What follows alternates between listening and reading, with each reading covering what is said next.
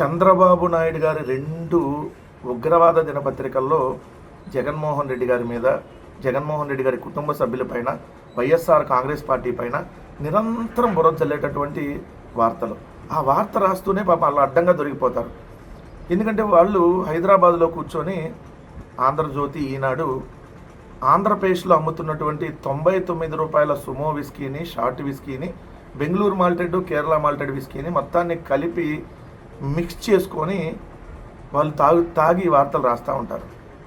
రాసినప్పుడు అంతకుముందు వాళ్ళు తాగినప్పుడు ఏం రాశారు, ఇప్పుడు తాగి ఏం రాస్తున్నారో వాళ్ళు మర్చిపోయే ఇలాంటి హెడ్డింగ్లు పెట్టి దొరికిపోతారు. ఇప్పుడు మీరు ఇక్కడ క్లియర్గా చూడండి, బరిలోకి భారతి అని హెడ్డింగ్ పెట్టారు. అంటే భారతమ్మ గారు వైసీపీ ముఖ్య నేతలతో మాటామంతి జరుపుతున్నారంట, కొన్నాళ్ళు చాప కింద నీరులో వ్యవహారం నడుస్తుందంట, భారతి ఎంట్రీపై పార్టీలో కలకలం అంట. భారత్ ఎంట్రీపై పార్టీలో కలకలం అని హెడ్డింగ్ పెట్టారు.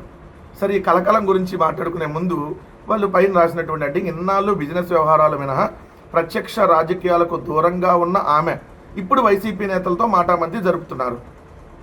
ఇన్నాళ్ళు ఆమె రాజకీయాలకు దూరంగా ఉన్నారని మీరే రాశారు. కానీ మేము అధికారంలో ఉన్నప్పుడు ఈ బూతు పత్రికలో రాసినటువంటి వార్త ఏంటి, భారతమ్మ గారు ప్రభుత్వాల్లో ఇన్వాల్వ్ అవుతున్నారు, ప్రభుత్వ వ్యవహారాల్లో జోక్యం చేసేసుకుంటున్నారు, రాజ్యాంగేతర శక్తిగా వ్యవహరిస్తున్నారు. ఇవన్నీ నువ్వే కదా రాసింది బూతు వార్తలు.